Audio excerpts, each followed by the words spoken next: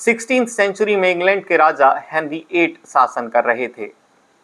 उस समय पूरे पश्चिमी यूरोप में रोमन कैथोलिक चर्च का बहुत प्रभाव था और उसका प्रमुख पोप था। राजा भी धार्मिक मामलों में पोप की बात मानते थे। अब कहानी में एक मोड़ आता है। हेनरी 8 अपनी पत्नी से तलाक लेना चाहते थे, उनके कोई संतान नहीं थी, लेकिन पोप ने इसकी अनुमति नहीं दी। राजा को यह बात पसंद नहीं आई।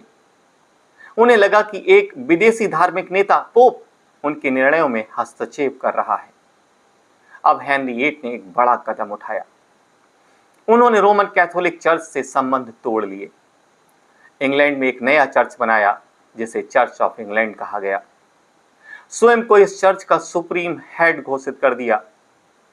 इसका मतलब हुआ, पहले राजनीतिक मामलों में राजा शक्तिशाली था, धार्मिक मामलों में अंतिम अधिकार पोप के पास था, लेकिन अब राजा ही देश का शासक था, राजा ही चर्च का सर्वोच्च प्रमुख भी बन गया। अर्थात धार्मिक और राजनीतिक दोनों शक्तियां एक ही व्यक्ति राजा के हाथ में आ गईं। जब हेनरी 8 ने पोप की सत्ता को अस्वीकार कर दिया तो इंग्लैंड के राजा और अधिक स्वतंत्र और शक्तिशाली हो गए। अब वे ये दावा करने लगे कि हम अपनी शक्ति सीधे भगवान से प्राप्त करते हैं, किसी पोप या चर्च से नहीं। यही विचार आगे चलकर डिवाइन राइट ऑफ किंग्स, राजाओं के दैवी अधिकार के सिद्धांत को मजबूत करने में सहायक बना। कल्पना कीजिए कि आप 17th सेंचुरी के इंग्लैंड में रहते हैं और उस समय राजा था जेम्स फर्स्ट। जेम्स फर्स्ट का एक बहुत मजबूत विश्वास था, राजा को सत्ता जनता नहीं देती बल्कि भगवान देते हैं। इसलिए उनके अनुसार राजा की शक्ति को कोई चुनौती नहीं दे सकता। जेम्स फर्स्ट अपनी बात समझाने के लिए एक सरल उदाहरण देता था।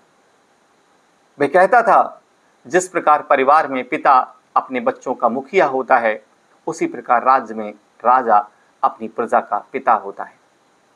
उसका तर्क था कि बच्चे अपने पिता की आज्ञा मानते हैं, उसी तरह प्रजा को भी राजा की आज्ञा माननी चाहिए।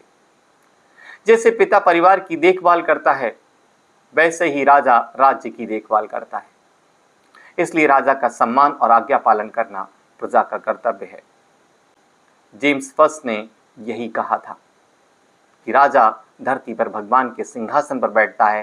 Kings sit upon God's throne on earth. इसका अर्थ ये नहीं था कि राजा भगवान है। उसका मतलब था कि भगवान ने राजा को शासन करने के लिए चुना है। राजा भगवान का प्रतिनिधि है, इसलिए राजा की सत्ता पवित्र है।